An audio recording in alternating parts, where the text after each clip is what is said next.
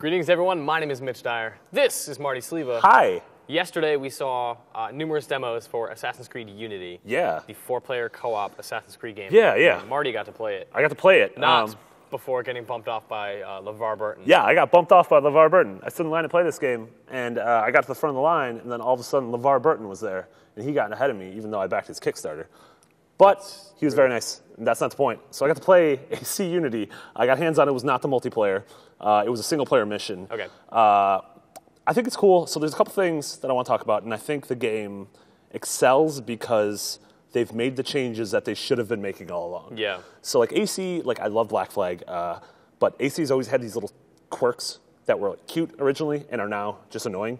Like when you try to get down from a building. Yeah. Like getting up there's cool. Yeah. Like you like climbing buildings, Climbing right? stuff and moving around and finding. Yeah. It's almost like a puzzle. Yeah, it's almost like a puzzle, and it feels great and horizontal So it's traversal. getting down in a way. Yeah, getting down. How do I do this without leaping to my death? Getting down has turned into just jumping off the building, whereas now they've implemented a sort of downward parkour. And so wherever you are, if you just hold, it's one of the triggers and X, and you just, instead of hopping off the building, you're just going to climb down like a monkey, and it looks awesome. Yeah, it's got like a weird Prince of Persia look to it almost. Yeah, but where you're just super fluid. It feels really good. So for the first time in the series, it's no longer like, all right, I'm moving horizontally, everything's great, I'm going up, everything's great, but if I have to get down, it's just like, ugh, what do I do? Yeah. So just the way, like that implementation itself, it's sort of, not quite like Mirror's Edge, but it's just, it maintains a sense of momentum. Sure. That the series has been lacking. Another thing is that, so escort missions. Yeah. And Love those. heavy and trailing missions. Big fan of all of those. So usually the low points in most Assassin's Creed games is when you have to trail someone.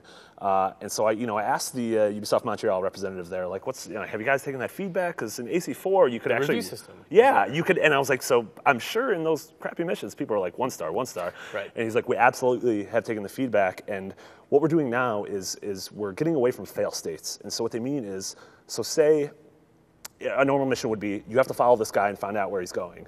In old AC games, you just have to follow that guy and find out where he's going. Yeah. But now you can do this any number of ways. You can intercept a courier and get a letter.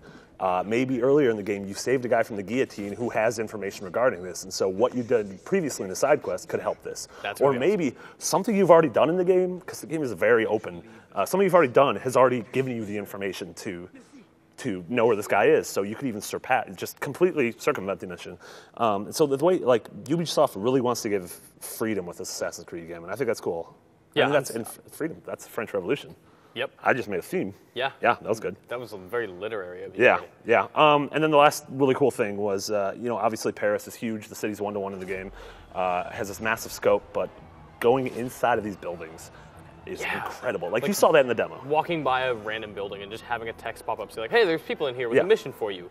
And you just turn and go, oh, all right. And you go inside and there's like a home and there's decorations there that most games don't have. Yeah. It's just really interesting to see the amount of indoor space there is in this city that's already really impressive. Yeah, yeah. And they dropped a few tidbits. They mentioned the catacombs, which are going to be in the game, so you're going to be able to go down into the catacombs. Best we part haven't of seen that yet. Is probably So I'm excited for that. And yeah, I mean, it was my first hands-on with the game. We've talked about it a lot, but I'm really excited for this game going forward in the fall. Is Paris still the only city we know about?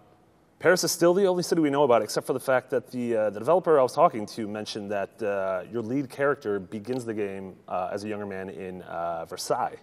That's a different city. That's a different city. It's still French, though. Yeah. I don't know what Versailles is like. There's a treaty. Yeah. I think that was in the future, though. Yeah. Can you spell Versailles? Versailles. No, I can't. Nailed it. Marty, thank you for your time. My pleasure. For more on Assassin's Creed Unity, you know where to be. IGN.com.